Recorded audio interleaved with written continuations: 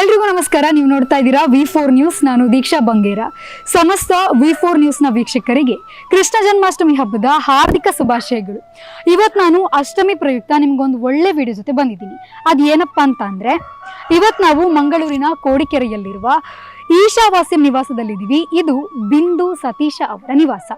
ಇಲ್ಲಿ ಯಾವ ರೀತಿಯಾಗಿ ಗೋಪಾಲನ ಆರಾಧನೆ ಮಾಡ್ತಾರೆ, ಗೋವುಗಳನ್ನು ಯಾವ ರೀತಿ ಆರಾಧಿಸ್ತಾರೆ, ಯಾಕಂತಂದ್ರೆ ಇವರ ಗೋವಿನ ಪ್ರೀತಿ ಇವರ ಬಾಯಲ್ಲೇ ಕೇಳೋಣ. ನಾವು ಬನ್ನಿ ಅವ್ರನ್ನ ಮಾತಾಡ್ಸೋಣ, ಅವ್ರ ಮನೆ ನೋಡೋಣ, ಅವರು ಯಾವ ರೀತಿಯಾಗಿ ದನ ಅವರ ಆಡುಗಳನ್ನ ಯಾವ ರೀತಿ ನೋಡ್ಕೋತಾರೆ ಅನ್ನೋದನ್ನ ನೋಡೋಣ. ಬನ್ನಿ.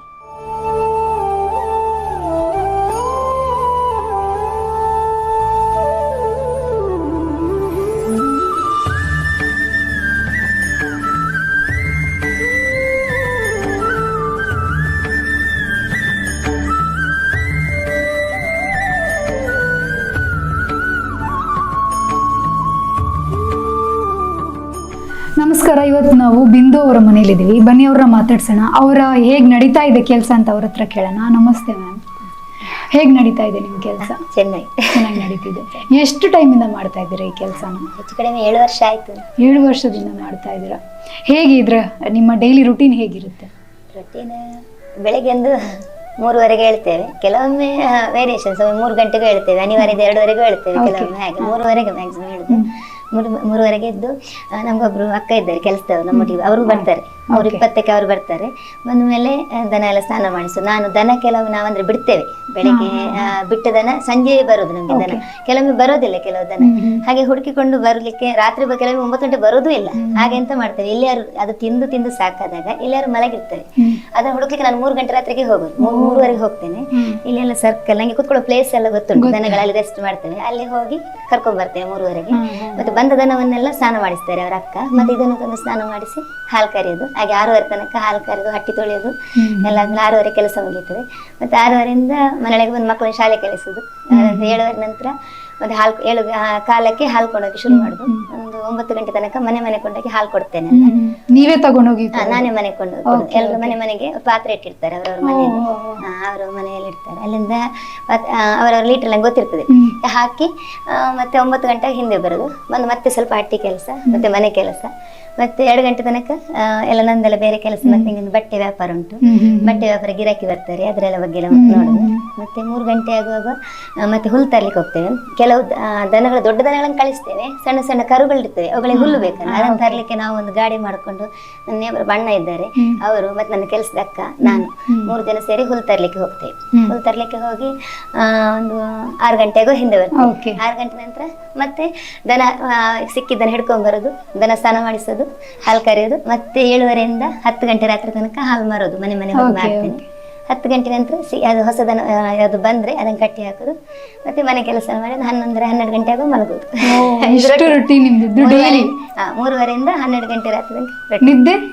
12ರಿಂದ 3 ಉಂಟಲ್ಲ ಮತ್ತೆ ಸಾಕಾಗುತ್ತೆ ಅಷ್ಟೇ. ಅದು ಕೆಲವೊಮ್ಮೆ ನಾನು ಪುರ್ಸೊತ್ತಿದ್ರೆ ಎಲ್ಲ ಸಿಕ್ಕಿದ್ರೆ ಗ್ಯಾಪ್ ಅಲ್ಲಿ ಹಗಲು 10 ಗಂಟೆಯಿಂದ 1 ಗಂಟೆ ಗಿರಾಕಿ ಎಲ್ಲ ಇದ್ರೆ, ನಂಗೆ ಕೆಲಸ ಇಲ್ಲ ಇದ್ರೆ, ಎಂತರಿಲ್ಲ ಹೋಗ್ಲಿಕ್ಕೆ ಇಲ್ಲ ಇದ್ರೆ ಮಲಗ್ತೇನೆ ಸ್ವಲ್ಪ ಹೊತ್ತು. ಹಾಗೆ ಮಧ್ಯಾಹ್ನ ಮಲಗ್ತೇನೆ. ಒಟ್ಟು ಎಷ್ಟು ದನಗಳಿದೆ? ಒಟ್ಟು ಈಗ ಒಂದು ಹಾಲು ಕರಿದೊಂದು ಕರಿತಾ ಇರೋದು 13 ಇದೆ ಪ್ರೆಸೆಂಟ್. ಮತ್ತೆ ಒಟ್ಟು 20 ದನ ದೊಡ್ಡದಿದೆ, ಮತ್ತೊಂದು 10-15 ಮರಿಗಳಿವೆ. ಇಷ್ಟೇ, ಒಟ್ಟು 30-35 ತನಕ ಇದೆ. ಓಕೆ.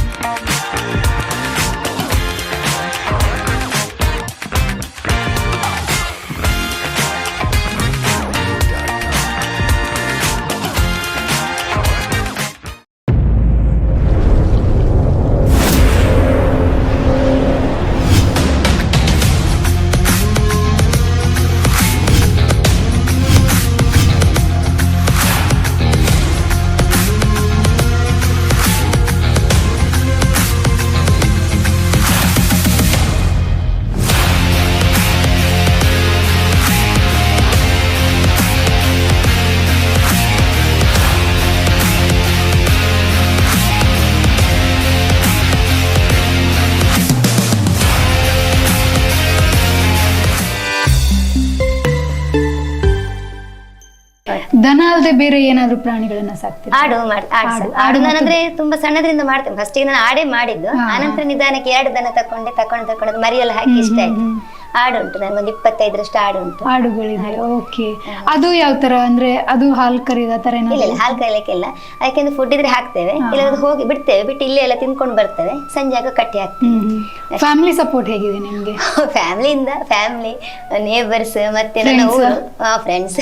ನನ್ನ ಫ್ಯಾಮಿಲಿ ನಂಗೆ ಫ್ರೆಂಡ್, ಮತ್ತೆ ಊರವರೆಲ್ಲ ನಂಗೆ ಫ್ರೆಂಡೇ. ಊರವರು ತುಂಬಾ ಸಪೋರ್ಟ್, ಊರಿನವರ ಸಪೋರ್ಟ್ ಇಲ್ಲದೆ ಇದು ಮಾಡ್ಲಿಕ್ಕೆ ಸಾಧ್ಯನೇ ಇಲ್ಲ. ಯಾಕಂದ್ರೆ ನಾನು ದನ ಬಿಡುವ ಕಾರಣ ಎಲ್ರಿಗೂ ಕೇಳಿರ್ಬೋದು, ದನ ಗಿಡ ತಿಂತದೆ ಹಾಗೆ ಹೀಗೆ ಕೆಲವೆಲ್ಲ ಕಮೆಂಟ್ಸ್ ಉಂಟು, ಹೊರಗೆ ಕಟ್ಟಿದ ದಿನ ಎಲ್ಲ ತಿಂತವೆ, ಆಗ ಬಯೋ ಮನಸ್ಸಿರ್ತದೆ. ಅಂದ್ರೆ ಅವರ ಗಿಡ ಹೋದವರಿಗೆ ಬೇಸರ, ಆದ್ರೂ ತುಂಬಾ ಪ್ರೀತಿಯಿಂದ ಕಟ್ಟಿಯಕಮ್ಮ ಹಾಗಮ್ಮ ಈಗ ಪ್ರೀತಿಯಿಂದ ಹೇಳ್ತಾರೆ. ಈಗ ಅವ್ರಿಗೆ ಎಂತ ಮಾಡ್ತಾರೆ, ಅವರೇ ದನ ಪಾಪ ಅಲ್ಲ ಎಂತ ಮಾಡೋದು ಹೇಳ್ಕೊಂಡು ಒಳಗೆಲ್ಲ ಕಟ್ಟಾರೆ. ದನಕ್ಕೆ ಹೊಡಿಯೋದು ಬಡಿಯೋದು ಏನು ಮಾಡುದಿಲ್ಲ. ಮತ್ತೆ ಎಲ್ಲ ದನವನ್ನು ತುಂಬಾ ಪ್ರೀತಿಯಿಂದ, ಸಣ್ಣ ಒಂದು ಬಿಸ್ಕಿಟ್ ಉಳಿದ್ರು ಮಕ್ಕಳದ್ದು ಕಾದಿಡ್ತಾರೆ, ದನ ಬರ್ತದೆ ಅಂತ ಒಂದು ಏರಿಯಾ ಇದು. ಮತ್ತೆ ಕದ್ದುಕೊಂಡೆಲ್ಲ ಹೋಗುದ್ರ ದೂರ ಎಲ್ಲ ಇರ್ಬೋದು. ನಮ್ಮೂರು ತುಂಬಾ ಸೇಫ್. ಎಲ್ರು ನಾನು 3 ಗಂಟೆ ರಾತ್ರಿಗೆ ಈಗ ಹೋಗ್ತೇನೆ ಅಂತ ಹೇಳ್ಬೇಕು ಅಂತ ನೀವು ಅಂದ್ಕೊಳ್ಳಿ, ನಮ್ಮ ಊರು ಎಷ್ಟು ಸೇಫ್ ಅಂತ ಅಲ್ವಾ? ಕರೆಕ್ಟ್. ಒಂದು ಹೆಂಗ್ಸ್ ನಾನು 3 ಗಂಟೆ ರಾತ್ರಿಗೆ ಹೋಗ್ತೇನೆ, 12 ಗಂಟೆಗೆ ಲಾಸ್ಟ್ ಟ್ರಿಪ್. 12 ಮಲಗೋ ಮೊದಲೊಮ್ಮೆ ಇಡೀ ದನ ಎಲ್ಲ ಇದೆಯಾ ನೋಡಿ ಬರ್ತೇನೆ, ಮಾಡಿ ಮತ್ತೆ ಮಲಗೋದು ನಾನು. ಅಷ್ಟು 12 ಗಂಟೆ ರಾತ್ರಿ ನಾನು ಒಬ್ಳೇ ಇಲ್ಲೆಲ್ಲ ತಿರುಗಾಡ್ತೇನೆ ಗಾಡಿ ಇಟ್ಕೊಂಡು ಅಂತ ಹೇಳಿ. ನೀವು ಹೇಳಿ ನಮ್ಮ ಊರು ಎಷ್ಟು ಸೇಫ್. ಹೌದು, ಖಂಡಿತ ಅದು ಹೌದು. ನಿಮ್ಮ ಹಸ್ಬೆಂಡ್ ಏನ್ ವರ್ಕ್ ಮಾಡ್ತಾರೆ? ಫಾರಿನ್ ಅಲ್ಲಿ ಇದ್ದಾರೆ. ಓಕೆ. ಅವ್ರು ಏನ್ ಕೆಲಸ ಮಾಡೋದ್ರಲ್ಲಿ? ಅವರಲ್ಲಿ ಸರ್ವೇವರ್ ಅಲ್ಲಿ ಶಿಪ್ ಅಲ್ಲೆಲ್ಲ ಮೆಟೀರಿಯಲ್ ಬರ್ತಾರೆ, ಅದ್ರ ಬಗ್ಗೆ ಎಲ್ಲ ಮಾಡ್ತಾರೆ. ಅವ್ರಿಗೆ ಹೇಗ್ ಅನ್ಸುತ್ತೆ ನಿಮ್ಮ ಈ ಕೆಲಸದ ಬಗ್ಗೆ? ಹೇಳಲ್ವಾ ತುಂಬಾ ಹೊರೆ ಆಗುತ್ತಾ ಅಂತ? ಹೇಳ್ತಾರೆ, ಹಾಗೇನಿಲ್ಲ. ಅವರಿಗೆ ತುಂಬಾ ಇಷ್ಟ, ಯಾಕಂದ್ರೆ ಅವರ ತುಂಬಾ ಸಪೋರ್ಟ್. ಇದಕ್ಕೆ ಅಮೌಂಟ್ ಎಲ್ಲ ತುಂಬಾ ಬೇಕು. ಇದಕ್ಕೂ ಲಾಭದ ವ್ಯಾಪಾರ ಅಂತ, ಇದೊಂದು ವ್ಯಾಪಾರ ಅಂತ ನಾವು ಅನ್ಕೊಳ್ಳಿಲ್ಲ ಇದುವರೆಗೆ. ನಮ್ಗೆ ಬೇಕು, ನಾವು ತುಂಬಾ ಕೃಷ್ಣನನ್ನು ನಮ್ಗೆ ಕೃಷ್ಣನ ತುಂಬಾ ಇಷ್ಟಪಡೋರು, ಭಕ್ತಿ ಮಾಡೋರು ಹಾಗೆ ಹೇಳ್ಬೋದು. ಹಾಗಿರುವಾಗ ಅದಕ್ಕೆ ಸಂಬಂಧಪಟ್ಟು ದನ ಸಹ ಒಂದು ಕೃಷ್ಣ ನಾವು ನಿಜವಾಗಿ ಆರಂಭಿಸ ಕೃಷ್ಣನನ್ನು ಮನೆಯಲ್ಲಿ ನಿಲ್ಲಿಸ್ಲಿಕ್ಕೆ ಏನು ಉಪಾಯ ಅಂತ ನೋಡಿದಾಗ ದನ ಸಾಕುದು. ಕೃಷ್ಣ ಅಲ್ಲಿರ್ತಾನೆ ಅನ್ನೋ ಕಾರಣಕ್ಕೋಸ್ಕರ ನಾವು ಆರಂಭಿಸಿದ್ವಿ. 2 ಬೇಕಿತ್ತು, ಮತ್ತೆ ಮಕ್ಕಳಿಗೆ ದನದ ಹಾಲೆ ಕೊಡಿಸ್ಬೇಕು ಅನ್ನೋ ಕಾರಣಕ್ಕೆ ಪ್ರಾರಂಭಿಸಿದ್ವಿ. ಎಲ್ಲರಿಂದ ಸಹ ಆಯ್ತು. ಆದ್ರೆ ಇದು ಲಾಭದ ವ್ಯಾಪಾರ ಅಲ್ಲ ನಮ್ದು. ಇದು ನಮ್ಮೊಟ್ಟಿಗೆ ಹೋಗ್ತಾ ಉಂಟು. ಮತ್ತೆ ನಾನು 24 ಗಂಟೆ ಎನರ್ಜೆಟಿಕ್ ಆಗಿರ್ಲಿಕ್ಕೋಸ್ಕರ ಮಾಡಿದ ಒಂದು ವಿಷಯ. ಮತ್ತೆ ಬೆಳಗ್ಗೆ ಏಳ್ಬೇಕು, ನಮ್ಮ ಒಂದು ಆ ಸಾಂಪ್ರದಾಯಿಕ ರೊಟೀನ್ ನನ್ನ ಮಕ್ಕಳಿಗೂ ನನಗೂ ಬರ್ಬೇಕು ಅಂತ ಸ್ಟಾರ್ಟ್ ಮಾಡಿದ್ದೆ. ಮತ್ತೆ ಈಗ ನನಗೆ ಖುಷಿ. ಅಂದ್ರೆ ವ್ಯಾಪಾರ ನಷ್ಟ, ತುಂಬಾ ಜನ ಹೇಳ್ತಾರೆ ದನ ನಷ್ಟ ಅಂತ. ನಂಗೆ ಎಂತ ಹೇಳಿದ್ರೆ ನನಗೆ ನಷ್ಟವೇ. ಯಾಕಂದ್ರೆ ಲಾಭ ತುಂಬಾ. ನಾನೊಂದು ದನದಿಂದ ತಿಂತೇನೆ, ಏನೊಂದು ಫುಡ್ ಮಾಡಿ ದುಡ್ದು ತಿಂತೇನೆ ಸಾಧ್ಯ ಇಲ್ಲ. ದನ ಯಾರ ಮನೆ ಉಂಟು ಅವರನ್ನು ದನ ಯಾವಾಗ್ಲೂ ಕೈ ಬಿಡುದಿಲ್ಲ. 100% ವಿಶ್ವಾಸ ನಂಗೆ. ನಾವು ದನ ತರೋ ಮೊದಲು ಸಣ್ಣ ರೀತಿಯಲ್ಲಿ ಇದ್ವಿ. ಇದೆಲ್ಲ ಮನೆಯೆಲ್ಲ ಮಾಡಿದ್ವಿ, ದನಕ್ಕೋಸ್ಕರವೇ ಮಾಡಿದ್ದು. ನಮ್ಗೆ ಜಾಗ ಸಾಕೋದಿಲ್ಲ ಅಂತ ಲೋನ್ ಮಾಡಿ ಜಾಗ ತಕೊಂಡ್ವಿ, ಮನೆ ಮಾಡಿದ್ವಿ. ಇಷ್ಟೆಲ್ಲ ಆಯ್ತು. 2 ದನ ಆಯ್ತು, 30 ದನ ಆಯ್ತು, ಆಡಾಯ್ತು, ಎಲ್ಲ ಆಯ್ತು. ಎಲ್ಲವೂ ದನವನ್ನು ಯಾರು ಸಾಕ್ತಾರೆ ಅದು ನಮ್ಮನ್ನು ಕೈ ಹಿಡಿತದೆ. ಅದನ್ನು ಗೌರವಿಸಿ ಮಾಡಬೇಕು. ಆ ಕೆಲಸ ತುಂಬಾ ಕಷ್ಟ. ದನದ ಕೆಲಸ ಯಾರಿಗೂ ಬೇಡ. ಹೇಳಿದ್ದು ಕೇಳ್ಬೋದು. ನಮ್ಮ ತುಳುವಲ್ಲಿ ಹೇಳ್ತಾರೆ, ಪೆತ್ತದ ಬೇಲೆ ಜತ್ತಪ್ಪ ಅಂತ ಹೇಳ್ತಾರೆ. ಹಾಗಿರುವಾಗ ಅಷ್ಟು ಕಷ್ಟ ಉಂಟು. ನಾನು ತುಂಬಾ ಸ್ಟಾರ್ಟಿಂಗ್ ನಂಗೆ ಒಮ್ಮೆ ಬೆನ್ನಿಗೆ 10 ದನಗಳು ಸಾಯುವುದು, ಕಾಯಿಲೆ ಬೀಳುದು. ಡೈಲಿ ಒಂದೊಂದು ದನ, ನಮ್ಗೆ ಪ್ರತಿಯೊಂದು ಪೇಷಂಟ್ ಡೈಲಿ ಒಂದು ದನ ಪೇಷಂಟ್ ಇರ್ತದೆ ನಮ್ಗೆ.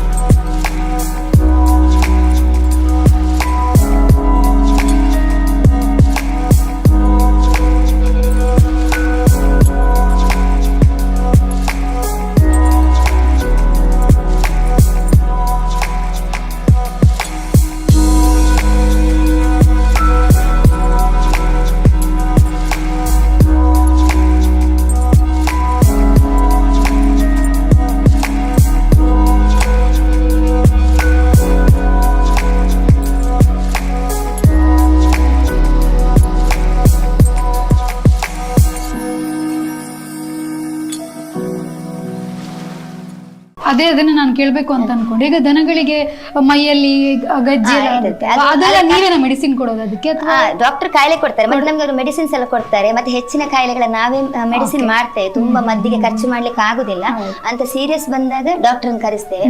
ಹಾಗೆ ಪ್ರತಿ ದಿನ ಮದ್ದು ಮಾಡ್ತಾ ಇರ್ಬೇಕು. ನಮ್ಗೆ ಎಲ್ಲ ಟ್ಯಾಬ್ಲೆಟ್ಸ್ ಮದ್ದು ಅದೆಲ್ಲ ಈಗ ರೊಟೀನ್ ಆಗಿದೆ. ಮತ್ತೆ ಸಣ್ಣ ಬೆಕ್ಕು ಸಾಕುವಾಗೆಲ್ಲ ಬೆಕ್ಕು ನಾಯನ್ನು ಕೈಲಿ ಹಿಡ್ಕೊಂಡು ಸಾಕಬಹುದು, ದನ ಆಗಲ್ಲ, ಹಾಯ್ತದೆ, ತುಳಿತದೆ. ಮ್ಯಾಕ್ಸಿಮಮ್ ನಮ್ಮ ಮೈಗಳೆಲ್ಲ ಗಾಯಗಳು. ಏನಾದ್ರೂ ಒಂದು ಎಕ್ಸ್ಪೀರಿಯನ್ಸ್ ಇದ್ರೆ ಹೇಳಿ ನಮ್ಗೆ. ಅಯ್ಯೋ ತುಂಬಾ ಎಕ್ಸ್ಪೀರಿಯನ್ಸ್. 1000 ಸಲ ಹಟ್ಟಿಯಲ್ಲಿ ಬೀಳ್ತೇವೆ, ಓದಿರ್ತೇವೆ, ಎಳೆದುಕೊಂಡು ಹೋಗ್ತೇವೆ. ಎಲ್ಲಿವರೆಗೆ ಅಂದ್ರೆ ಕೆಲವೊಮ್ಮೆ ನಮ್ಮ ಬಟ್ಟೆ ಹರಿದು ಹೋಗ್ತದೆ. ಅಂತ ಇತಿಹಾಸ ಉಂಟು ನಮ್ಗೆ ಹಿಂದೆಲ್ಲ. ಮತ್ತೆ ಎದ್ದುಕೊಂಡು ನೋಡ್ದೆ, ಅಯ್ಯೋ ಬಟ್ಟೆ ಹರಿದ್ರೆ ಯಾರು ನೋಡ್ಲಿಲ್ಲಪ್ಪ ಅಂತ ಅಂತದೆಲ್ಲ. ಹಾಗೆ ಆಗ ಎಲ್ಲ ನಾವು ಬೇಸರ ಮಾಡಿದ್ರೆ ನಾವು ಮಾಡ್ಬೇಕು ನಮ್ ಕೆಲಸ ಅಂತ ಮಾಡಿದ್ರೆ ಲಾಭ ಅಂತ ನಾನು ಹೇಳೋದಿಲ್ಲ, ಲಾಭ ಉಂಟು ಇಲ್ಲ ಅಂತೆಲ್ಲ. ಆದ್ರೆ ಅದರಲ್ಲಿ ತುಂಬಾ ವಿಷಯಗಳುಂಟು. ಇನ್ಕಮ್ ಅನ್ನು ಜಾಗೃತಿಯನ್ನು ಮಾಡ್ಕೊಂಡು ಅದಕ್ಕೆ ಬೇಕಾದ್ರೆ ಫುಡ್ ಹಾಕಿದ್ರೆ ಸ್ವಲ್ಪ ಹೆಚ್ಚು ಕಡಿಮೆ ಅದ್ರ ಲಾಸ್ ಆಗ್ತದೆ. ಹಾಗೆ ಈಗ ನಮ್ಮಲ್ಲಿ ನೋಡಿ, ಇದು ಹಳ್ಳಿ ಅಲ್ಲ, ಇಲ್ಲಿ ಇದು ತೋಟಗಳೆಲ್ಲ ಇಲ್ಲ. ಹಾಗಿರುವಾಗ ನಿಮ್ಗೆ ನೋಡಿದ್ರೆ ಒಂದು ಮನೆ ಆಗಿರ್ಬೇಕು. ಇಲ್ಲಿ ದನ ಸಾಕ್ಬೇಕಂದ್ರೆ ಹುಲ್ಲೇ ಇಲ್ಲ. ಹಾಗಿರೋ ನಾವು ಮಂಡ್ಯದಿಂದ ಹುಲ್ಲು ತರಿಸಿದ್ವಿ, 20, 30, 60 ಸಾವಿರ ರೂಪಾಯಿ ಹುಲ್ಲು ತರಿಸ್ತಿದ್ವಿ ತಿಂಗಳಿಗೆ. ತರಿಸಿ ಕಟ್ ಮಾಡಿ ಮೆಷಿನ್ ಅದಕ್ಕೆ ಹಾಕುದು. ಆಗೆಲ್ಲ ನಮ್ಗೆ ಲಾಸ್ ಆಗ್ತಿತ್ತು. ಈಗ ನಾವು ದನಗಳನ್ನ ಸ್ವಲ್ಪ ಹೊರಗೆ ಬಿಟ್ಟು ಸ್ವಲ್ಪ ಅಡ್ಜಸ್ಟ್ ಮಾಡಿ ಎಲ್ಲ ಮಾಡ್ತೇವೆ. ತುಂಬಾ ಫಾರ್ಮ್ ಎಲ್ಲ ಮಾರಿದ್ದಾರೆ ಇತ್ತೀಚೆಗೆ, ಸೂರ್ಯನ ಆಚೆ ಕೆಲವೆಲ್ಲ ಮಾರಿದ್ದಾರೆ. ಯಾಕಂತ ಹೇಳಿದ್ರೆ ವರ್ಕೌಟ್ ಆಗುದಿಲ್ಲ, ಮನೆಯೊಳಗೆ ಸಾಕಿ ವರ್ಕೌಟ್ ಆಗುದಿಲ್ಲ, ಅದಕ್ಕೆ ಸ್ವಲ್ಪ ಬಿಡ್ತೇವೆ ನಾವು. ಹಾಗೆಲ್ಲ ಮಾಡಿ ಏನೋ ಮಾಡ್ತೇವೆ. ಆದ್ರೆ ನಾನು ದನ ಕೈ ಹಿಡಿದಿದೆ ಅಷ್ಟೇ ಹೇಳೋದು. ಮಕ್ಳು ಏನ್ ಮಾಡ್ತಾರೆ, ಏನ್ ಸ್ಟಡೀಸ್? ಮಕ್ಕಳು ಚೈತನ್ಯ ಅಂತ ಇಲ್ಲಿ ಸ್ಕೂಲ್ ಉಂಟು ಕೊಟ್ಟಾರದಲ್ಲಿ, ಅಲ್ಲಿ ಹೋಗ್ತಾರೆ. ಒಬ್ಳು 5th ಅಲ್ಲಿ ಇದ್ದಾಳೆ, ಒಬ್ಳು 7th ಅಲ್ಲಿ ಇದ್ದಾಳೆ. ಅವರದ್ದು ಮ್ಯಾಕ್ಸಿಮಮ್ ಸಪೋರ್ಟ್. ಯಾಕಂದ್ರೆ ನನ್ನ ಹಸ್ಬೆಂಡ್ ಇಲ್ಲ ಇಲ್ಲಿ.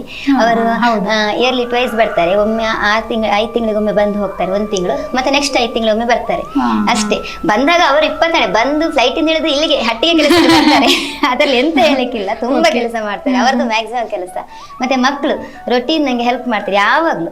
ಡೈಲಿ ನನ್ನ ಮನೆ ಕೆಲಸ ಆಗ್ಲಿ, ನನ್ನೊಟ್ಟಿಗೆ 24 ಗಂಟೆ. ಮತ್ತೆ ನಾನು ಬಟ್ಟೆ ವ್ಯಾಪಾರ ಮಾಡ್ತೇನೆ, ಗಿರಾಕಿಗಳಿಗೆ ಬಟ್ಟೆ ಕೊಡೋದಾಗ್ಲಿ ಎಲ್ಲವೂ ಮಾಡ್ತಾರೆ ಅವರು. ಅದು ನನ್ನ ಭಾಗ್ಯ. ಕೃಷ್ಣ ಎಲ್ಲ ಕೊಟ್ಟ.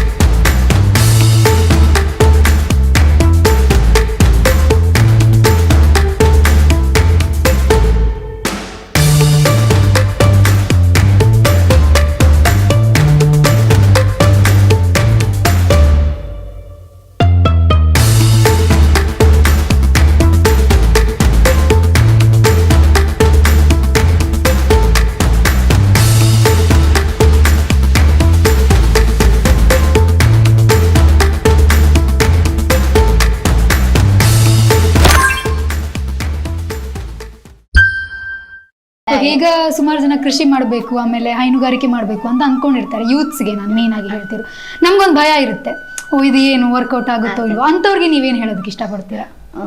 ನಾನು ಬಂಡವಾಳ ಬೇಡ ಅಂತ ಹೇಳೋದಿಲ್ಲ, ಬಂಡವಾಳ ಬೇಕು, ಎಲ್ಲ ಬೇಕು. ಮುಖ್ಯವಾಗಿ ತಾಳ್ಮೆ ಬೇಕು. ದನ ಸಾಕಬೇಡಿ ಅಂತ ನಾನು ಹೇಳ್ತೇನೆ, ಯಾಕಂದ್ರೆ ಅಷ್ಟು ಸುಲಭ ಇಲ್ಲ.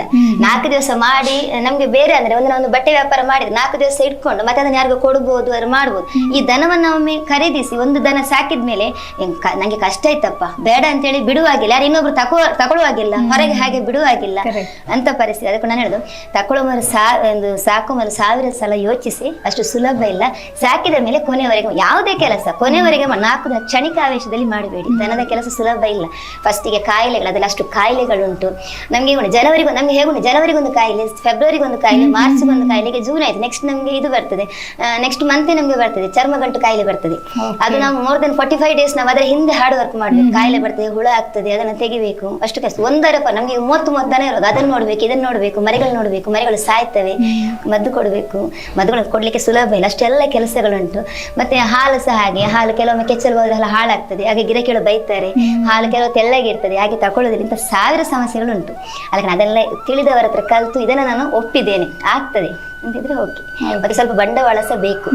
ಡಾಕ್ಟರ್ಗಳೆಲ್ಲ ಫ್ರೀ ಬರುದಿಲ್ಲ, ಟ್ಯಾಬ್ಲೆಟ್ಸ್ ಎಲ್ಲ ನಮ್ಗೆ ಗವರ್ಮೆಂಟ್ ಇಂದ ಫ್ರೀ ಉಂಟು ಹೇಳ್ತಾರೆ, ಹೆಚ್ಚಿನವುಗಳು ಸಿಗುದಿಲ್ಲ. ಹೆಚ್ಚು ಒಂದು 5%. ಈಗ ನಾವು ಗವರ್ಮೆಂಟ್ ಹಾಸ್ಪಿಟಲ್ ಮದ್ದಿಗೆ ಹೋಗುವ ಬದಲು ನಾವು ಪ್ರೈವೇಟಿಗೆ ಹೋಗ್ತೇವೆ, ಯಾಕಂತ ಹೇಳಿದ್ರೆ ದೊಡ್ಡ ಅದ್ ನಾವು ರೊಕ್ಕ ಉಳಿಸಬೇಕು ಅಂತ ಸಂದರ್ಭ ನಾವು ಸಹ ತುಂಬಾ ಹಣ ಖರ್ಚು ಮಾಡ್ಲಿಕ್ಕೆ ಸಿಗ್ತದೆ, ಅದೆಲ್ಲವೂ ಬೇಕು, ಆದ್ರೆ ಮಾತ್ರ ದನ ಸಾಕಣೆ ಅಷ್ಟೇ. ಓಕೆ, ನಾನೀಗ ನಿಮ್ಗೆ ಕೇಳ್ಬೇಕು ಅಂತ ಅನ್ಕೊಂಡೆ. ಫಸ್ಟ್ಗೆ ಬರುವಾಗ್ಲೇ ಒಂಥರ ಖುಷಿ ಆಯ್ತು ಕೃಷ್ಣನ ಮೂರ್ತಿ ನೋಡಿ. ಎಲ್ಲರೂ ದೇವ್ರ ಮನೇಲಿ ಫೋಟೋಗಳನ್ನ ಇಡ್ತಾರೆ, ನೀವಿದು ಸ್ಪೆಷಲಿ ಇಷ್ಟ ಎತ್ತರದ ಮೂರ್ತಿ ಇಡೋದಕ್ಕೆ ಏನಾದ್ರು ಕಾರಣ ಇದೆಯಾ? ಕಾರಣ ಏನು ಅಂತಿಲ್ಲ, ಮೊದಲು ಚಂದ ನಮ್ಗೊಂದು ಮೂರ್ತಿ ಅಂತ ಬೇಕು ಅಂತಿತ್ತು. ಆದ್ರೆ ಫೋಟೋದಲ್ಲಿ ನಮ್ಗೆ ಅಷ್ಟು ಚಂದ ಮಾಡಿ ಅದನ್ನು ಹೇಗೆ ಹೇಳಿ, ನಾವೆಲ್ಲ ಒಂದು ಆಲಂಗಿಸುವ ಗುಣದವರು, ಆ ಒಂದು ಕಂಟಿನ್ಯೂಟಿಯಲ್ಲಿ ಬಂದು ಇಷ್ಟ ನಮ್ಗೆ ಅದೆಲ್ಲ. ಇಷ್ಟೊಂದು ಆಲಂಗಿಸ್ಲಿಕ್ಕೆ ಆಗ್ಲಿ, ಹಿಡ್ಕೊಳ್ಳಿಕ್ಕೆ ಆಗ್ಲಿ, ಮುದ್ದು ಮಾಡ್ಲಿಕ್ಕೆ ಎಲ್ಲದಕ್ಕೂ ಮೂರ್ತಿ ತುಂಬಾ ಸಮಂಜಸ ಅಂತ ಒಂದು. ಮತ್ತೆ ನೋಡ್ಲಿಕ್ಕೆ ಒಂದು ಚಂದ, ನೀವು ಹೇಳಿದ್ರೆ ಬಂದಾಗ್ಲಿ ಖುಷಿ, ಆ ಖುಷಿ ನಮಗೂ ಸಿಗ್ಬೇಕು ಅಂತೇಳಿ ನಾವು ಹೀಗೆ ಮಾಡಿದ್ವಿ ಅಷ್ಟೇ. ಒಂದು 4-5 ವರ್ಷ ಆಯ್ತು ಹೆಚ್ಚು ಕಡಿಮೆ ಅಂತ ಅನಿಸ್ತದೆ ತಂದ್ವಿ. ಮತ್ತೆ ನಾವಲ್ಲಿ ಹಳೆ ಮನೇಲಿ ಇದ್ವಿ, ಅಲ್ಲಿಂದ ಮತ್ತೆ ಇಲ್ಲಿ ಶಿಫ್ಟ್ ಮಾಡುವಾಗ ಮಂಟಪ ಮಾಡಿ ಇಟ್ಟು ನಮ್ಗೂ ಖುಷಿ ಕೊಡ್ತದೆ ಅಷ್ಟೇ. ನಿಮ್ಗೆ ಕೊಟ್ಟಾಗೆ ನಮ್ಗೆ ಖುಷಿ ಕೊಡ್ತದೆ, ಮತ್ತೆ ನಮ್ಮೊಟ್ಟಿಗೆ ಇದ್ದಾನೆ ಅನ್ನೋ ಒಂದು ಫೀಲ್. ಅದೀಗ ಫೋಟೋ ನೋಡೋದಕ್ಕಿಂತ ನೋಡೋದು ಒಂಥರ ವೆರೈಟಿ ಕಾಣ್ತಲ್ಲ ಹಾಗೆ ಅಷ್ಟೇ. ಮತ್ತೆ ಮನೆಯಲ್ಲಿ ತಾಯಿ ಮಂತ್ರ ದೇವತೆ ಅಪ್ಪ ಕೂಡ ಇದ್ದಾರೆ, ಅದು ಎಷ್ಟು ವರ್ಷದಿಂದ ಅಮ್ಮ ಆರಾಧಿಸ್ಕೊಂಡು ಬಂದಿದ್ರು. ಆನಂತರ ಅಮ್ಮ ತೀರಿ ಹೋದ್ಮೇಲೆ ನಮ್ಮ ಅಮ್ಮಗೆ ನಾನು ಒಬ್ಳೆ ಮಗಳು, ಅನಿವಾರ್ಯವಾಗಿ ನನಗೆ ಬರ್ಬೇಕು ಹಾಗೆ ಇಟ್ಕೊಂಡು ಬಂದೆ. ಈಗ ನಾನು ಆರಾಧಿಸ್ತೇನೆ. ನಾನಂದ್ರೆ ಮಕ್ಕಳಿದ್ದಾರೆ, ನನ್ನ ಗಂಡ ಬಂದು ಗೌರಿ ದೀಪ ಇಡ್ತಾರೆ, ಮತ್ತೆ 2 ಮಕ್ಕಳು ದೀಪ ಇಡ್ತಾರೆ. ಮತ್ತೆ ಅವರಿಗೇನು ತಿಳಿಸತ್ತಿಲ್ಲ, ನಾನು ಏನೋ ಡೇಟ್ ಏನಾಗ ನಾನು ದೀಪ ಇಡ್ತೇನೆ ನಮ್ಮೊಟ್ಟಿಗೆ. ನಂಗೆ 2 ಮಕ್ಕಳು, ಅದರೊಟ್ಟಿಗೆ 4 ಅದೊಂದು 30, ಹಾಗೆ ತುಂಬಾ ಮಕ್ಕಳ ಸಂಸಾರ. ಚೆನ್ನಾಗಿದೆ ಸಂಸಾರ. ಈಗ ನೀವಾಗಲೇ ಹೇಳಿದ್ರಿ ನಿದ್ದೆ ಕಡಿಮೆ 12 ಗಂಟೆಯಿಂದ ಆಮೇಲೆ 3 ಗಂಟೆವರೆಗೂ ಅಂತ. ನನ್ನೊಂದು ಪ್ರಶ್ನೆ ಏನಂದ್ರೆ, ನಿಮ್ಮ ಹಸ್ಬೆಂಡ್ ಫಾರಿನಲ್ಲಿ ದುಡಿತಾ ಇದ್ದಾರೆ, ನಿಮ್ಗೆ ಆರಾಮ್ಸೆ ಮನೇಲಿ ಇರ್ಬೋದು ಅಂತ ಅನ್ನಿಸ್ಲಿಲ್ವಾ? ಈಗ ಅಂದ್ರೆ ನೀವು ಹಾರ್ಡ್ ವರ್ಕ್ ಮಾಡ್ತಾ ಇದ್ದೀರಾ, ಸಿಕ್ಕಾಪಟ್ಟೆ ಮಾಡ್ತಾ ಇರ್ತೀರಾ, ಸೊ ಯಾರು ಹೇಳಲ್ವಾ ಅವ್ರು ಅಲ್ಲಿರುವಾಗ ನೀನ್ ಯಾಕೆ ಸುಮ್ಮನೆ ಈ ತರ ಕೆಲಸ ಮಾಡ್ತೀಯಾ, ಮನೇಲಿ ಇರ್ಬೋದಲ್ವಾ ಅಂತ ಕೇಳಿದ್ದಿಲ್ವಾ? ಮ್ಯಾಕ್ಸಿಮಮ್ ಜನ ಅದನ್ನೇ ಕೇಳುದು ಮೊದಲದ್ದು. ದಾಯ ಓಡ್ನಿಕ್ಕೆ ಅಂದ್ರೆ ದನ ಸಾಯುವಾಗ ಎಂತ ಆದಾಗೆಲ್ಲ ಒಂದು ದಾಯವಿಂದು ಪೂರ ಮಾಡ್ದು ನಿಕ್ ಕಂಡನ ಸಂಬಳ ಇಲ್ಲಡ್ಕೊಳ್ಳ ಎಲ್ಲರೂ ಹೇಳ್ತಾರೆ, ಕುತ್ಕೊಳ್ಬೋದಲ್ಲ ಮನೆಯಲ್ಲಿ. ನಾನು ಒಬ್ರು ಮನೆಯಲ್ಲಿ ಕುತ್ಕೊಳ್ಳಿಕ್ಕೋಸ್ಕರ ಹುಟ್ಟಿದ್ದಲ್ಲ, ಅಂದ್ರೆ ಪ್ರತಿಯೊಬ್ರು ಸಹ ಹಾಗೆ ದುಡಿಬೇಕು, ನನಗೆ ಹಣ ಮಾಡಬೇಕು ಅದೇನಿಲ್ಲ, 24 hours ಆಕ್ಟಿವ್ ಆಗಿರ್ಬೇಕು, ಅಷ್ಟೊಂದು ಮಾತ್ರ ನನ್ನ ಉದ್ದೇಶ. ಸ್ವಲ್ಪ ಹೊತ್ತು ಕೂತ್ರು ಸುಮ್ಮನೆ ಕೂತಿದ್ದೇನಲ್ಲ ಅಂತ ಅಭ್ಯಾಸ ಆಗಿ ಹೋಗಿದೆ ನನಗೆ, ಅಂತ ಅನುಭವ ಉಂಟು ನನಗೆ. ಅದಕ್ಕೋಸ್ಕರ ನನಗೆ ಒಟ್ಟು ಕಂಟಿನ್ಯೂಸ್ ನಿದ್ದೆ ಬರೋ ತನಕ ದುಡಿಬೇಕು, ನಿದ್ದೆ ಬಂದುವಾಗ ಅಲ್ಲಿ ಮಲಗಬೇಕು, ಎದ್ದು ಮತ್ತೆ ದುಡಿಬೇಕು. ಚಿಕ್ಕ ವಯಸ್ಸಿಂದಲೂ ಹೀಗೇನಾ? ಹೌದು, ಹೌದೌದು. ಸಣ್ಣದಿಂದ ನಾನು ತುಂಬಾ ಹಾರ್ಡ್ ವರ್ಕ್ ಅಂತಲ್ಲ, ಅದು ಇನ್ನೊಬ್ರು ನೋಡಿದವ್ರು ಹೇಳಬೇಕು, ಆದ್ರೆ ನಾನು ದುಡಿತೇನೆ. ನನಗೆ ಕೆಲಸ ಮಾಡೋದು ತುಂಬಾ ಇಷ್ಟ, ಕೆಲಸ ಮಾಡ್ಲೇಬೇಕು. ನನ್ನ ಮಕ್ಕಳಿಗೂ ಹೋಗಿ ಕಂಪಲ್ಸರಿ ನನಗೆ ಕೆಲಸ ಮಾಡ್ಬೇಕು, ಸುಮ್ನೆ ಕುತ್ಕೊಳ್ಬಾರ್ದು, ಅವ್ರು ಇಷ್ಟ ಅಲ್ಲ ಪೆಟ್ಟು ಕೊಡ್ತೇನೆ, ಹೊಡಿತೇನೆ, ಅದಕ್ಕೆ ಕುತ್ಕೊಳ್ಬಾರ್ದು, ಕೆಲಸ ಮಾಡ್ಬೇಕು. ಮದುವೆಯಾಗಿ ಬಂದು ನನ್ನ ಗಂಡ ಸಾತ್ಗೆ ಸೇರಿದ್ರು, ಅವರು ಹಾಗೆ ಕೆಲಸ ಮಾಡ್ಲಿಕ್ಕೆ ಶುರು ಮಾಡಿ. ಅವರು ನಿಜವಾಗಿ ಫಸ್ಟಿಗೆ ಮದುವೆಯಾಗಿ ಬರೋ ನನ್ನನ್ನು ಆರಿಸಿದೆ ಅದಕ್ಕೋಸ್ಕರ.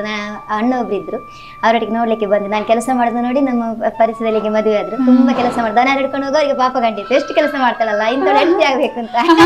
ಆಯ್ತು, ಬಂದು ಅವರು ಸೇರಿದ್ರು. ಮತ್ತೆ ನಾನು ಹಾಗೆ ಮದುವೆಗಿಂತ ಮೊದಲಿಗೆ ಕೃಷ್ಣ ಎಲ್ಲ ನನ್ನ ಆರಾಧಿಸ್ತಿದ್ದೆ. ಅದನ್ನು ನೋಡಿ ಅವರಿಗೆ ಅನಿಸ್ತು, ಕೃಷ್ಣನ ಸೇವೆ ಇದು ಮಾಡ್ತಾಳೆ, ಇಂಥವರೊಟ್ಟಿಗೆ ಇರ್ಬೇಕು ಅಂತ ಒಂದು ನಿರೀಕ್ಷೆಯಲ್ಲಿ ಬಂದು. ಮತ್ತೆ ಆಧ್ಯಾತ್ಮದೆಲ್ಲ ಆಸಕ್ತಿ ಇತ್ತು ನನಗೆ, ಮೊದಲು ಪ್ರವಚನಕ್ಕೆಲ್ಲ ಹೋಗ್ತಿದ್ದೆ, ಅಲ್ಲೆಲ್ಲ ನೋಡಿದ್ರು, ಪರಿಚಯ ಆಗಿತ್ತು, ಹಾಗೆಲ್ಲ ಮದುವೆ ಆದ್ದು. ಹಾಗೆ ನನಗೆ ಕೆಲಸ ಮಾಡ್ತಾ ಇರ್ಬೇಕು, ನನಗೆ 24 ಗಂಟೆ ಕೆಲಸ. ಯಾಕಂದ್ರೆ ನಮ್ಗೆ ಎಷ್ಟೋ ನಮ್ಮಂದ್ರೆ ಹೇಳ್ತಾರೆ ಇದರಲ್ಲಿ 84 ಲಕ್ಷ ಜೀವರಾಶಿಯಲ್ಲಿ ನಮ್ದೊಂದು ಮನುಷ್ಯ ಜನ್ಮ ಅಂತ. ಮತ್ತೆ ಎಲ್ಲ ಜೀವಗಳು ಊಟ ಮಾಡ್ತೇವೆ, ಮಲಗ್ತೇವೆ. ಬೆಕ್ಕು, ನಾಯಿ, ಕೋಳಿ ಪ್ರಪಂಚದ ಮ್ಯಾಕ್ಸಿಮಮ್ ಅದೇ ತಿನ್ನೋದೇನೋ, ತಿನ್ಲಿಕ್ಕೆ ಸಿಕ್ಕರೆ ಮಲಗ್ತೇವೆ. ಒಂದು ನಮ್ಗೆ ಮಾತ್ರ ಅವಕಾಶ ಕೃಷ್ಣ ಕೊಟ್ಟರೆ, ಇಷ್ಟು ಜೀವರಾಶಿಯಲ್ಲಿ ನಿಂಗೊಂದು ಅವಕಾಶ ಕೊಟ್ಟು, ನಿಂಗೆ ಎಷ್ಟು ಮ್ಯಾಕ್ಸಿಮಮ್ ದುಡಿಲಿಕ್ಕೆ ಯಾಕೆ ದುಡಿಯುದು, ಅದಕ್ಕೆ ನಾನು ಕೃಷ್ಣ ನಂಗೆ ಎಷ್ಟು ಮ್ಯಾಕ್ಸಿಮಮ್ ದುಡಿತೇನೆ, ನನ್ನದೊಂದು ಅಷ್ಟೇ ಇರುದು. ನಾಳೆ ಕೃಷ್ಣನ ಮುಂದೆ ಮೇಲೆ ಧೈರ್ಯ ತಲೆ ಎತ್ತಿ ನಿಲ್ಬೇಕು, ಕೃಷ್ಣ ನಾನ್ ದುಡ್ದಿದ್ದೇನೆ ಅಂತ ಅಷ್ಟೇ. ತಲೆ ಎತ್ತಿ ನಿಲ್ಬೇಕು. ಎಲ್ಲರೂ ಹೇಳ್ತಾರೆ ದೇವರ ಒಂದು ತಲೆ ಬಗ್ಗಿಸಿ ನಿಲ್ಬೇಕು. ನಾನು ಯಾವ ದೇವರ ಮುಂದೆ ತಲೆ ಬಗ್ಗಿಸಿ ನಿಲ್ಲೋದು, ತಲೆ ಎತ್ತಿ ನಿಲ್ತೇನೆ ನಾನು ನಿನ್ನ ಎದುರು, ಯಾವುದೇ ತಪ್ಪು ಮಾಡೋದಿಲ್ಲ, ತಲೆ ಎತ್ತಿ ನಿಲ್ತೇನೆ ನಿನ್ನ ಮುಂದೆ ಅಂತ ಅಷ್ಟೇ. ಮಹಿಳೆಯರು ಬೆರಗಿನ ಸಿರಿಸೊಬಗು, ಶಿಲ್ಪದಂತೆ ಕೆತ್ತಲಾದ ಅದ್ಭುತ ಕಲಾತ್ಮಕತೆಯನ್ನು ಹೊಂದಿರುವಳು. ಮೋಡಿ ಮಾಡುವ ಕಣ್ಣುಗಳ ನೆರಳಿನಲ್ಲಿ ಆಶ್ಚರ್ಯಗೊಳಿಸುವ ಚಿನ್ನದ ಅರಮನೆಯ ಆಭರಣ ಅಲಂಕಾರಗಳು, ಪವಾಡಗಳನ್ನು ಸಮರ್ಪಿಸಿ ಬ್ರಹ್ಮಾಂಡದ ಅಂದವನ್ನು ನೀಡುವ ಚಿನ್ನ ಆಭರಣಗಳ ಮೆರವಣಿಗೆ, ಪ್ರಕೃತಿಯೊಂದಿಗೆ ಬೆರೆತಿರುವ ಶಾಶ್ವತ ಜೀವನ ನದಿಯಾಗಿ ನಿಶಬ್ದಗಳಲ್ಲಿ ನೆಲೆಸಿರುವ ಚಿನ್ನಾಭರಣಗಳ ಆರಾಧನೆ, ಸೊಗಸಾದ ನೋಟದಲ್ಲಿ ಮಹಿಳೆಯರ ಮನಸ್ಸನ್ನು ಸೆಳೆಯುವ ಆಧುನಿಕ ಚಿನ್ನದ ಆಭರಣಗಳು. ಗುಣಮಟ್ಟದ ಚಿನ್ನದ ಆಭರಣಗಳನ್ನು ಧರಿಸುವುದರಿಂದ ಮಹಿಳೆಯರ ಹೆಮ್ಮೆಯನ್ನು ಪ್ರಶಂಸಿಸಲಾಗುತ್ತದೆ. ನಂಬಿಕೆಯವರ ಕೈಗಳಿಂದ ಪರಿಶುದ್ಧವಾದ ಬಂಗಾರ. ಸೂಪರ್ ಗೋಲ್ಡನ್ ಡೈಮಂಡ್ಸ್, ಕಲ್ಲಾಪು ಮತ್ತು Thokkottu. A unit from Super Group since 1985.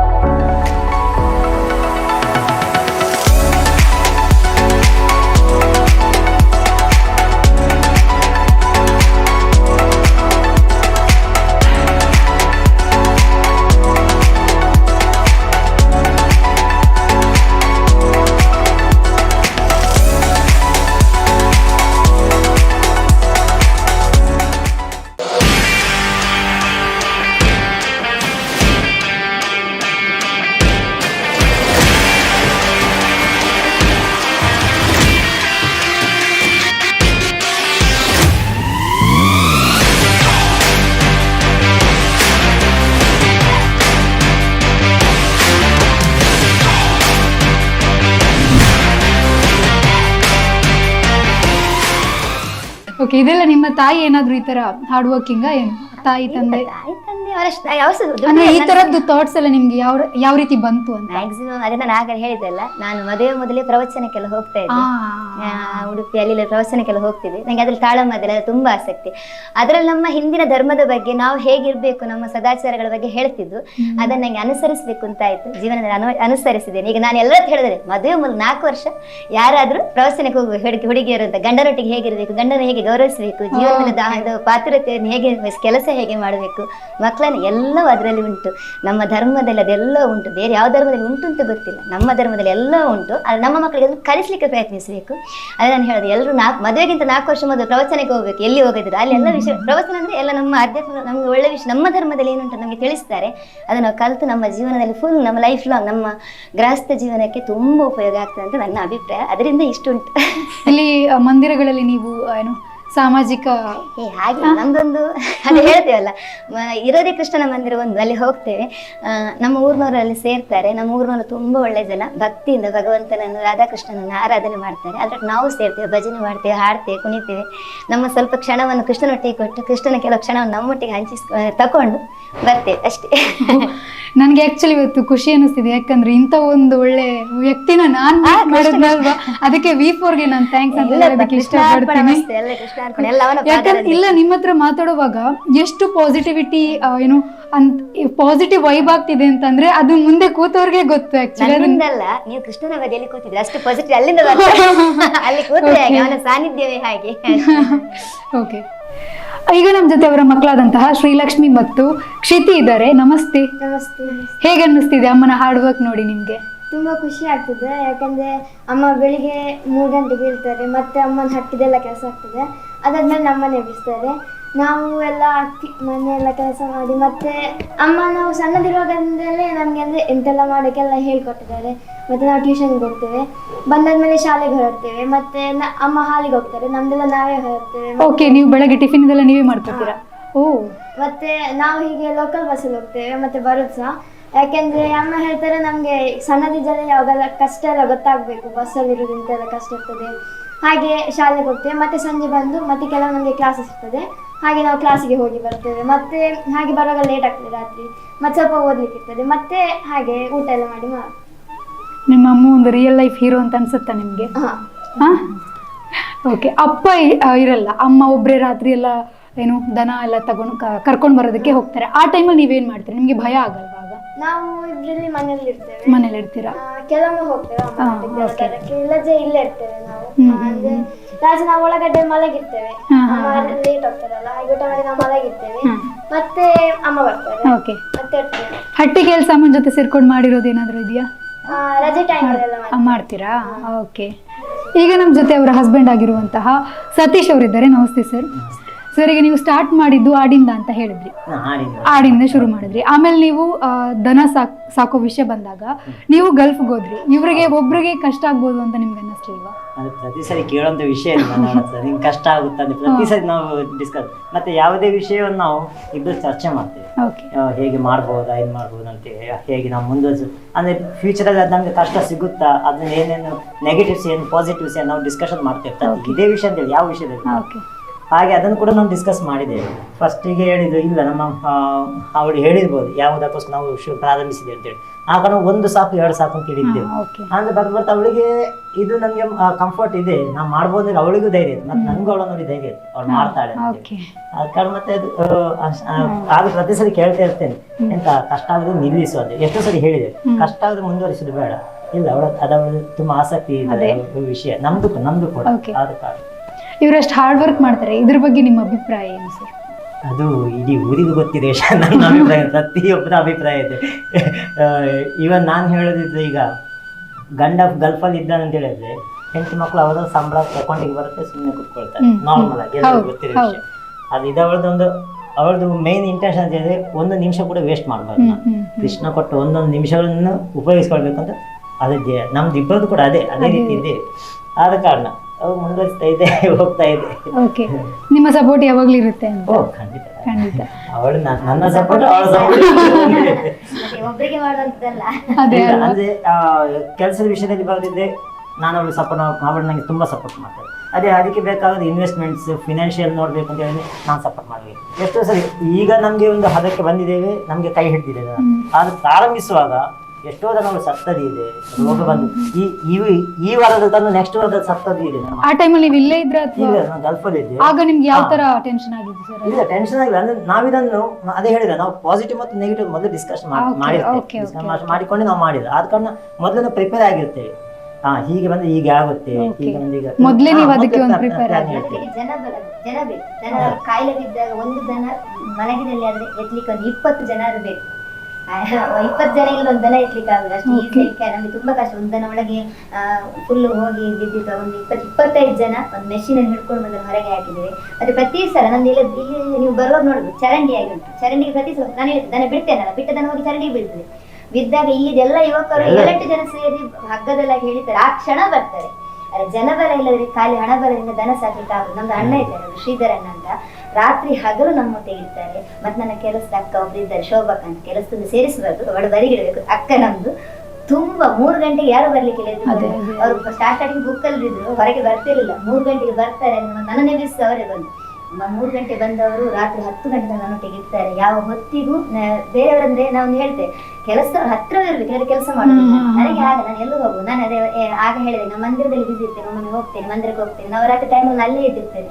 ಅಲ್ಲಿ ಹೆಂಗೆ 9 ದಿವಸ ಪ್ರೋಗ್ರಾಮ್ ಉಂಟು, ಆಗ ರಂಗೋಲಿ ಹಾಕ್ಲಿಕ್ಕೆ ಅದು ಇದು ನಮ್ದು ನಾವಲ್ಲಿ ಆಕ್ಟಿವ್ ಆಗಿರ್ತೇವೆ. ಆಗ ಎಲ್ಲ ಕೆಲಸ ನಾನು ಬರುವಾಗ ಹಾಲು ರೆಡಿ ಅಂದ್ರೆ ಮಾಡ್ಲಿಕ್ಕೆ ಗೊತ್ತಿಲ್ಲ ಅವರಿಗೆ, ಎಲ್ಲ ನಂಗೆ ಹಾಲು ರೆಡಿ ಮಾಡಿರ್ತಾರೆ. ಹಾಲು ಕಾಡ್ದು ಆ ದನ ಕೊಟ್ಟ ಪೆಟ್ಟು ತಿಂದು ಅಂತದ್ದು. ಮತ್ತೆ ಶ್ರೀಧರನ್ ಅಂತ ತುಂಬಾ ಹೆಲ್ಪ್ ಮಾಡಿ, ಮತ್ತೆ ಈ ಊರಿನವ್ರೆಲ್ಲರೂ ಸಹ ತುಂಬಾ ಸಪೋರ್ಟ್ ಮಾಡಿ. ಜನಬಲ ಇಲ್ಲ ದನ ಸಾಕ್ಲಿಕ್ಕೆ ಆಗುತ್ತೆ.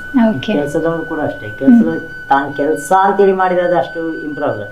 ಪ್ರೀತಿಸ್ಬೇಕು, ಆ ಪ್ರೀತಿ ಅವರಲ್ಲಿ ಇದೆ. ನಾವು ಎಷ್ಟು ಪ್ರೀತಿ ಅವರು ಅಷ್ಟೇ ಪ್ರೀತಿಸ್ತಾರೆ. ಆಲ್ಕನಿಶ್ವರ ಮುಂದೆ ಬಂದಿದೆ. ಟೋಟಲ್ ಆಗಿ ಈಗ ಏನ್ ಹೇಳೋದಕ್ಕೆ ಇಷ್ಟಪಡ್ತೀರಾ ಜನರಿಗೆ?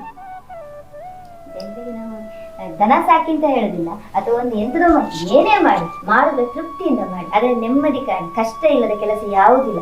ಒಂದು ಹುಲ್ಲೆ ಭಾರ ಇಲ್ಲದ ಸಣ್ಣ ಹುಲ್ಲನ್ನು ಈಚೆಯಿಂದ ಆತ ಇಡ್ಲಿಕ್ಕೂ ಕಷ್ಟ ಇದೆ. ಇಡಬೇಕು ಒಂದು ಕೆಲಸ ಕ್ರಿಯೆ ಆಗ್ಬೇಕು, ಆ ಕ್ರಿಯೆ ಆಗ್ಬೇಕು ಕಷ್ಟ ಇದೆ. ಯಾವುದೇ ಕೆಲಸ ಕಷ್ಟ, ಸುಲಭ ಯಾವುದೂ ಇಲ್ಲ ಪ್ರಪಂಚದಲ್ಲಿ. ಯಾವುದೇ ಕೆಲಸ ಮಾಡಿದ ನೆಮ್ಮದಿಯಿಂದ ಮಾಡಿ, ಬೈದುಕೊಂಡು ಮಾಡಬೇಡಿ. ಹಾಗೆ ಮಾಡಿದ್ರೆ ಅದರಲ್ಲಿ ನಿಮ್ಗೆ ಇಂಪ್ರೂವ್ಮೆಂಟ್ ಆಗಲಿ, ಭಗವಂತನ ದಯೆ ಆಗಲಿ ಇರುವುದಿಲ್ಲ. ಎಷ್ಟು ಕಷ್ಟದ ಕೆಲಸವನ್ನು ಸುಲಭವಾಗಿ ಮಾಡಿದ್ರೆ, ನೆಮ್ಮದಿ ನಗಡ್ತಾ ಮಾಡಿದ್ರೆ ಭಗವಂತನ ದಯ ಇರ್ತದೆ. ಒಂದರ ಒಂದು ದಿವಸ ಒಳ್ಳೆದಾಗ್ತದೆ. ಅದರಲ್ಲಿ ನಿಸ್ಸಂಶಯ ಎಂತ ಯಾವುದೇ ಕೆಲಸ ನಾವು ಪ್ರೀತಿಸ್ಬೇಕು, ಪ್ರೀತಿಯಿಂದ ಮಾಡ್ಬೇಕು ಅಷ್ಟೇ. ಕೆಲಸವನ್ನಂತಲ್ಲ, ಮನುಷ್ಯರನ್ನು ಎಲ್ಲರನ್ನು, ತನ್ನ ಮಕ್ಕಳನ್ನು, ಗಂಡಂದಿರನ್ನು, ಹೆಂಡತಿಯನ್ನಾಗಿ ಪ್ರಪಂಚ ಪ್ರತಿಯೊಂದನ್ನು ಪ್ರೀತಿಸಿ ಅದರಲ್ಲಿ ಭಗವಂತನ ಎತ್ತರಿಕೆ. ಈಗ ಒಂದು ಹೇಳೋದಿದ್ರೆ, ಈಗ ಫಸ್ಟ್ ನಮ್ಮ ದನಗಳು ಸಾಯುವಾಗ ನಮಗೆ ಅನಿಸ್ತೈತಿ ಇದು ನಮ್ಗೆ ಯಾಕೆ ಹೀಗೆ ಆಗ್ತಾ ಉಂಟು, ಲಾಸ್ ಅಲ್ವಾ, ಯಾಕೆ ಅದು ಒಂದು ಹೇಳುದು ನಾವು ಕೂಡ ಇಲ್ಲಿ ಕೆಲಸದವ್ರೆ, ಭಗವಂತ ಅದಕ್ಕೆ ನಿರ್ಣಯ. ಇವನ್ನ ಹೇಳಿದ್ರೆ ಹಾಲಿನ ಹಣ ಆಗ್ಲಿದಾಗ ನಾವು ಲೆಕ್ಕ ಇಡುದಿಲ್ಲ, ಅವರಾಗೆ ತಂದವರು ಇಷ್ಟೊಳಗೆ ಮೋಸ ಮಾಡಿ. ನಾ ಹೇಳಿದ ನಮ್ಮ ಊರು ತುಂಬಾ ಚಂದದ ಊರು, ನಾವು ಇಷ್ಟೊಳಗೆ ಲೆಕ್ಕ ಇಡುದಿಲ್ಲ. ನಮ್ದು ಒಂದು ಬಿಲೀಫ್ ಏನಂತ ಹೇಳಿದ್ರೆ ಕೆಲಸ ನಮ್ಮ ಅವನು ಕೊಡ್ತಾನೆ, ಫಲ ಅವನದ್ದು. ಹಾ, ಫಲ ಕೆಲ್ಸ ನಮ್ದು, ಫಲ ಅವನದ್ದು. ಅದೇ ಹೇಳುದು.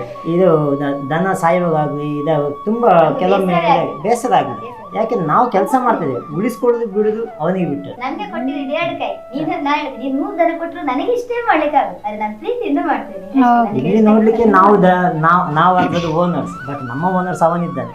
ನಾವು ಕೆಲಸ ಮಾಡ್ತಾ ಇದ್ದೇವೆ, ಅವನ್ ಬೇಕಾದ ಸಂಬಳ ಗಿಂಬಳ ಎಂತ ಬೇಕು ಅವನು ಕೊಡ್ತಾನೆ. ಅದು ನಂಬಿಕೆ ನಮ್ದು ಆತ್ಮನಿಷ್ಠ ಬಂದಿದೆ. ಓಕೆ, ನಿಮ್ಮ ಜೊತೆ ಮಾತಾಡಿ ತುಂಬ ಖುಷಿ ಆಯಿತು. ನಿಮ್ಮ ಈ ಕೆಲಸ ನಿರಂತರವಾಗಿ ನಡೀತಾ ಇರಲಿ ಅಂತ ನಾವು ಆಶಿಸ್ತೀವಿ. ಸೊ ನಿಮ್ಮೆಲ್ಲರಿಗೂ ಧನ್ಯವಾದಗಳು. ನೋಡಿದ್ರಲ್ವಾ ವೀಕ್ಷಕರೇ, ಬಿಂದು ಸತೀಶ್ ಅವರು ಮಾಡುವಂತಹ ಕೆಲಸದಲ್ಲಿ ದೇವರನ್ನ ನೋಡ್ತಾರೆ, ಅಂದರೆ ಅವರ ಪ್ರೀತಿಯ ಕೃಷ್ಣನ ಆರಾಧಿಸ್ತಾರೆ. ಆಡಂಬರದ ಭಕ್ತಿ ಇಲ್ಲದೆ ಅವ್ರು ಮಾಡೋ ಕೆಲಸದಲ್ಲೇ ಭಗವಂತನ ಕಾಣೋದು ಅದೊಂಥರ ಅವ್ರದ್ದು ದೊಡ್ಡ ಗುಣ ಅಂತಾನೆ ಹೇಳ್ಬೋದು. ಇದಾಗಿತ್ತು ಇವತ್ತಿನ ನಮ್ಮ ಒಂದು ಪುಟ್ಟ ಸಂಚಿಕೆ. ಮುಂದೆ ಇನ್ನಷ್ಟು ಒಂದು ಒಳ್ಳೊಳ್ಳೆ ಸುದ್ದಿನ ನಿಮಗೋಸ್ಕರ ತಗೊಂಡು ಬರ್ತೀವಿ. ಅಲ್ಲಿವರೆಗೂ ನೋಡ್ತಾ ಇರಿ V4 ನ್ಯೂಸ್.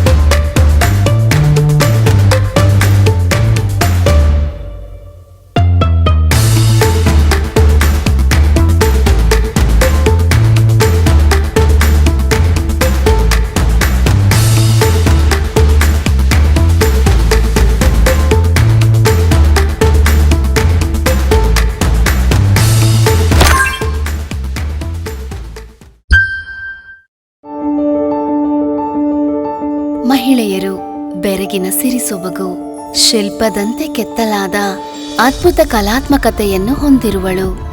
ಮೋಡಿ ಮಾಡುವ ಕಣ್ಣುಗಳ ನೆರಳಿನಲ್ಲಿ ಆಶ್ಚರ್ಯಗೊಳಿಸುವ ಚಿನ್ನದ ಅರಮನೆಯ ಆಭರಣ ಅಲಂಕಾರಗಳು, ಪವಾಡಗಳನ್ನು ಸಮರ್ಪಿಸಿ ಬ್ರಹ್ಮಾಂಡದ ಅಂದವನ್ನು ನೀಡುವ ಚಿನ್ನ ಆಭರಣಗಳ ಮೆರವಣಿಗೆ, ಪ್ರಕೃತಿಯೊಂದಿಗೆ ಬೆರೆತಿರುವ ಶಾಶ್ವತ ಜೀವನ ನದಿಯಾಗಿ ನಿಶಬ್ದಗಳಲ್ಲಿ ನೆಲೆಸಿರುವ ಚಿನ್ನಾಭರಣಗಳ ಆರಾಧನೆ, ಸೊಗಸಾದ ನೋಟದಲ್ಲಿ ಮಹಿಳೆಯರ ಮನಸ್ಸನ್ನು ಸೆಳೆಯುವ ಆಧುನಿಕ ಚಿನ್ನದ ಆಭರಣಗಳು. ಗುಣಮಟ್ಟದ ಚಿನ್ನದ ಆಭರಣಗಳನ್ನು ಧರಿಸುವುದರಿಂದ ಮಹಿಳೆಯರ ಹೆಮ್ಮೆಯನ್ನು ಪ್ರಶಂಸಿಸಲಾಗುತ್ತದೆ. ನಂಬಿಕೆಯವರ ಕೈಗಳಿಂದ ಪರಿಶುದ್ಧವಾದ ಬಂಗಾರ. ಸೂಪರ್ ಗೋಲ್ಡನ್ ಡೈಮಂಡ್ಸ್, ಕಲ್ಲಾಪು ಮತ್ತು Thokkottu. A unit from Super Group since 1985.